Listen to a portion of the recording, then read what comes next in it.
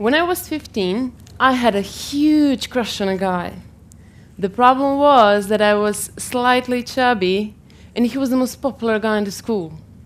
And you know how teenage girls tend to do stupid things to impress guys, so I started to starve myself. The plan actually worked. One day, he asked me out, and even tried to kiss me. And just when I thought, my dream is coming true, he suddenly pulled back with some sore face. I didn't know what happened. It was the end of my world. A few years later, I started studying chemistry and found out what the problem was. After my last meal, the level of sugars, glucose, in my blood was high. But just a few hours later, the level of glucose went down. When glucose supplies, which we all have, were almost ran out, my fat started to burn. But I didn't stop there. I bravely continued with my starving obsession, and after a few days of starving, my metabolism was completely disrupted. You see, all metabolic pathways are interrelated. If we eat too many sugars, they will easily transform through our metabolism into fat. If we eat too many sweets, we will become fat.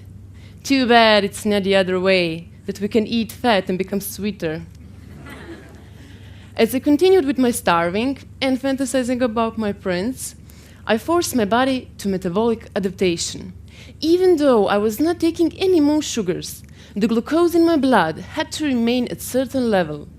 My body was desperately seeking for any possible source of glucose. The only thing that could fulfill this big demand were proteins. But protein degradation also means a loss of vital functions. And now, even though my brain and my muscles just love to eat sugars, my body decides to switch to a completely new menu.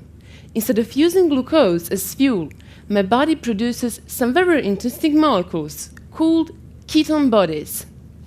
This new fuel derives from metabolism of fats. And one of these ketone bodies is acetone. You all know acetone's unpleasant smell from a nail polish remover or paint thinner. At this point, I started to realize what had happened that awful day. After a long starvation period, our breath smells like acetone.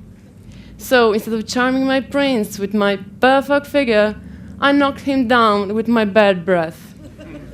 So if you want to impress your prince or princess, please don't starve yourself. There are much easier ways to one's heart.